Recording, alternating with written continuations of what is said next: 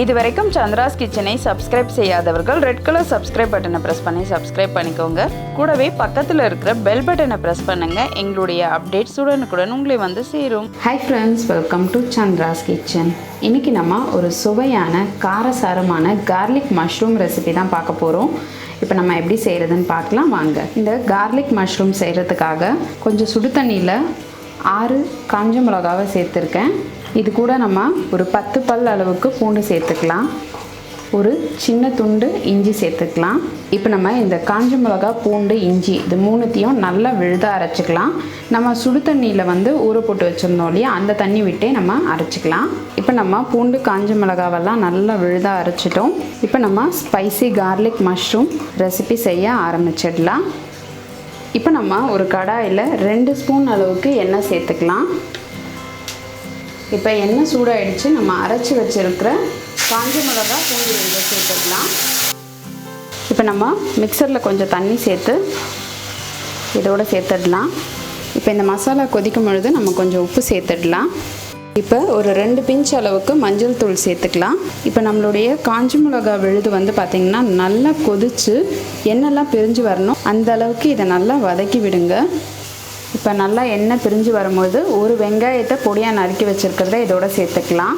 இப்போ ஒரு வெங்காயத்தை பொடியாக நறுக்கி வச்சுருக்கிறத சேர்த்துட்டு நல்லா இதை வதக்கிக்கலாம்.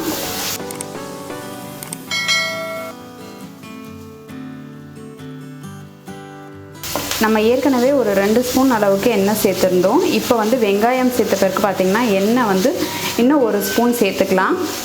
சேர்த்துட்டு நல்லா இதை வதக்கிடுங்க. வெங்காயம் நல்லா வதங்கணும். இப்போ வெங்காயம் நல்லா வதங்கிட்டு எண்ணெய் பிரிஞ்சு வர ஆரம்பிச்சிருக்கு.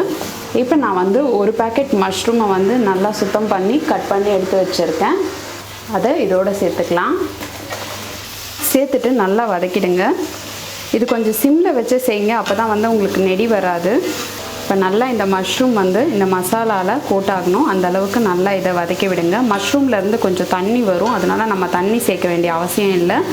இந்த மசாலாவில் இது நல்லா கலக்கிற மாதிரி இதை வதக்கி விட்டுக்குங்க. ரொம்ப சிம்பிளான இன்க்ரீடியன்ட் தான், ஆனால் டேஸ்ட் பார்த்திங்கன்னா ரொம்ப சூப்பராக இருக்கும். இப்போ மஷ்ரூம் நல்லா வதங்கிக்கிட்டு இருக்கு. நம்ம ஏற்கனவே சால்ட் சேர்த்துட்டோம், அதனால் திரும்ப சால்ட் சேர்க்க வேணாம். உங்களுக்கு சப்போஸ் சால்ட் தேவைப்பட்டுச்சுன்னா நீங்கள் இந்த ஸ்டேஜில் சால்ட் சேர்த்துக்கலாம். இது இன்னும் கொஞ்சம் நேரம் நல்லா வதங்கணும். நம்ம இதை கொஞ்சம் நேரம் அப்படியே சிம்லேயே வச்சுருக்கலாம்.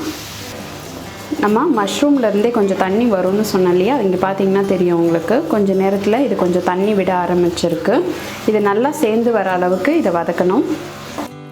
இதுக்கு நீங்கள் அதிகமான இன்க்ரீடியன்ட் சேர்க்க தேவையில்லை. அதே மாதிரி டைமும் ரொம்ப அதிகமாக எடுத்துக்காது. ஒரு 10 நிமிஷத்தில் நம்ம இதை செஞ்சு முடிச்சிடலாம். அது மட்டும் இல்லாமல் இது சப்பாத்திக்கு, ஃப்ரைட் ரைஸ்க்கு, அதுக்கப்புறம் வெரைட்டி ரைஸ்க்கு எல்லாமே நல்லாயிருக்கும். நான் ஒரு பேக்கெட் தான் யூஸ் பண்ணியிருக்கேன்.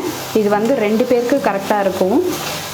இப்போ தண்ணி எல்லாமே பார்த்திங்கன்னா கொஞ்சம் நல்லா ட்ரை ஆக ஆரம்பிச்சிடுச்சு. நம்ம கொஞ்சம் கருவேப்பிலை சேர்த்துக்கலாம்.